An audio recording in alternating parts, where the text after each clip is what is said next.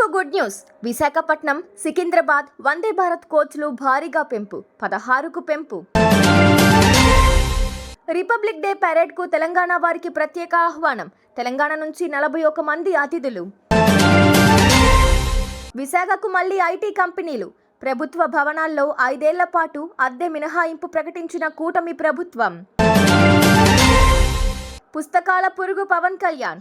5 లక్షల రూపాయల పుస్తకాలు కొన్న డిప్యూటీ సీఎం.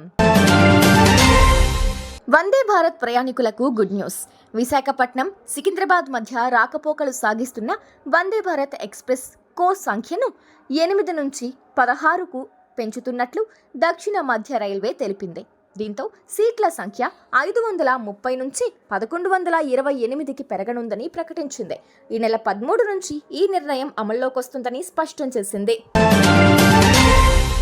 దేశ రాజధాని ఢిల్లీలోని కర్తవ్యద నిర్వహించే గణతంత్ర వేడుకలకు 41 మంది తెలంగాణ వాసులను కేంద్రం ప్రత్యేకంగా ఆహ్వానించింది.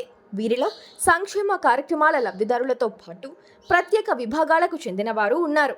ఈ పరేడ్ స్టేట్ నోడల్ ఆఫీసర్గా రాజేశ్వర్ ఉండనుండగా ట్రైనీ డీజీటీ శ్రావ్యతో పాటు మన్ కీ బాత్ ప్రోగ్రాంలో పాల్గొన్న 15 మంది అభ్యర్థులు ఉన్నారు. విశాఖపట్నంలో మళ్లీ ఐటీ కంపెనీలను ఏర్పాటు చేసేందుకు కూటమి ప్రభుత్వం కసరత్తు చేస్తోంది. కొత్తగా వచ్చే ఐటీ సంస్థలకు ఇబ్బందులు ఎదురవ్వకుండా చర్యలు ప్రారంభించింది. ఈ క్రమంలోనే ప్రభుత్వ చొరవతో ఐటీ దిగ్గజాలు గూగుల్, టీసీఎస్ కంపెనీలు విశాఖలో అడుగుపెట్టేందుకు ఒప్పందం చేసుకున్నాయి.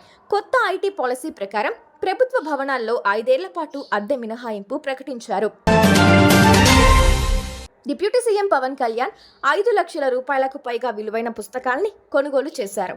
విజయవాడ ఇందిరాగాంధీ మైదానంలో జరుగుతున్న 35వ పుస్తక మహోత్సవాన్ని సందర్శించిన ఆయన ఈ పుస్తకాలు కొన్నారు. వీటిలో కొన్నిటిని పిఠాపురంలో పెట్టబోయే గ్రంథాలయంలో ఉంచనున్నట్లు సమాచారం. తెలుగు, హిందీ, ఆంగ్ల భాషల పుస్తకాలను, సాహిత్యానికి సంబంధించిన పలు గ్రంథాలను, నాటి నేటి రచయితల రచనలను కొనుగోలు చేశారు.